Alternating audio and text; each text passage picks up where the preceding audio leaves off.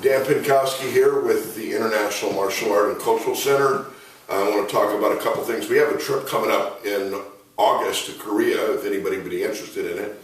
We'll to give you more details on the web. But today I have a special guest, Gary J. Kleiman, who has Qigong.com. He's been doing Tai Chi and Qigong for about 50 years. And we're going to be talking about Shuai Jiao, Tai Chi, and the relationship. And we're going to be getting into some Shuai Jiao techniques.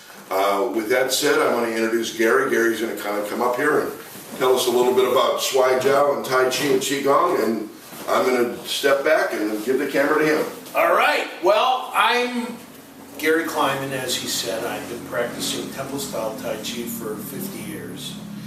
And I learned, when I was a student of Master Liao, he brought in Chang Tong-sheng from Taiwan. So I got introduced to what was supposed to be Chang-style Tai Chi, but it was actually Shuai Jiao. But we didn't know the difference.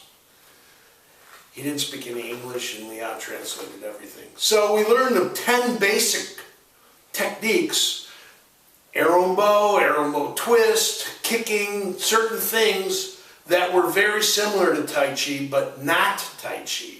Now the difference between Tai Chi and Shuai Jiao is external and spiral, and Tai Chi, my Tai Chi, is internal and uses Jing. So when I 3 years later, met Daniel Wong at a demonstration we were both doing, I recognized what he was doing on stage, and I said, I know that, I've seen that before. And it turns out he studied with Chang Tong-sheng. He was one of his most famous students.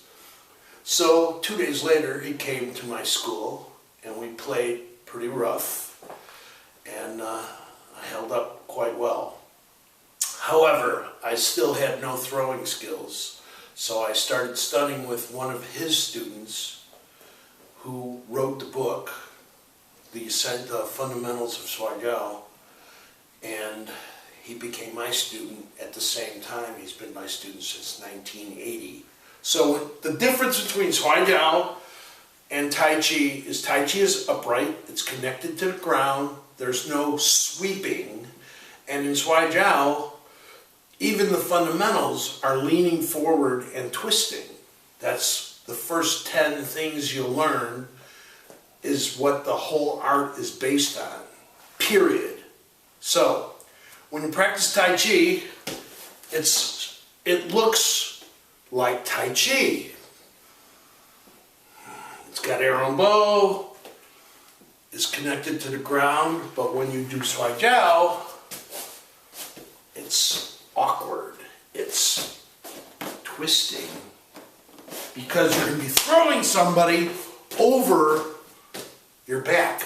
So you're leaning in the direction that you're going to be throwing. Dan, come here. So, in Shuai Jiao, in Tai Chi, the angle is straight, the angle to the ground. But I fought a Thai boxer in a restaurant in 1977, and I threw him 3 different times, and he kept getting up. So I decided, something's not right here. So what I did was I pitched my Tai Chi toward the ground.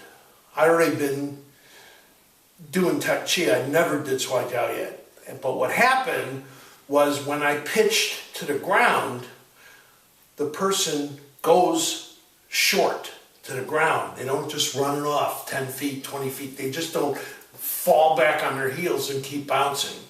So Shuai Jiao helped me become a thrower without really going through the ranks to do it. I have a student who's a 7th degree black belt in Shuai Jiao who's been practicing my practices, Qigong and Neigong and Tai Chi, since 1994. So the idea I'm talking about is it goes angular. Bam.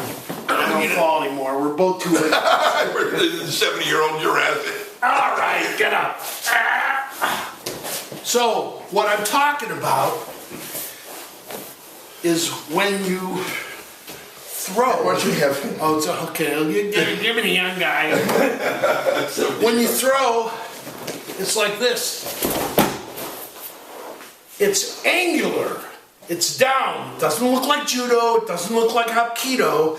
It's got its own flavor. It's all down, unless it's over the top, which I'm not prepared to demonstrate. And when you practice Huaijiao, there's belt cracking. Give me your belt. There's standing forms.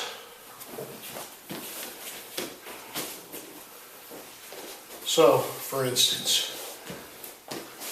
I'm in the frame all right?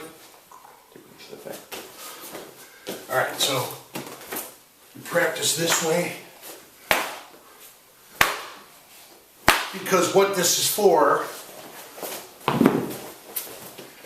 is connecting and thrusting. So you don't just throw. You can do belt cracking because you have to coordinate. And it's not like Taekwondo or karate where you're practicing punching, because everything in Huaijiao is grabbing for a throw. And you learn how to fall, which we can't do anymore because we're too old. Yeah. Both of us are in the 70s, so we've taken a bazillion hits. All right, so the videos are great. We can do this. What do you want to tell them? Well, we're going to go ahead and finish this one off as an introduction. And then what we're going to do is have the 10 basic techniques, and we'll show them individually how they're done standing in form, and then how they're used in throwing. All right, let me give you a Tai Chi version of a Huaijiao practice.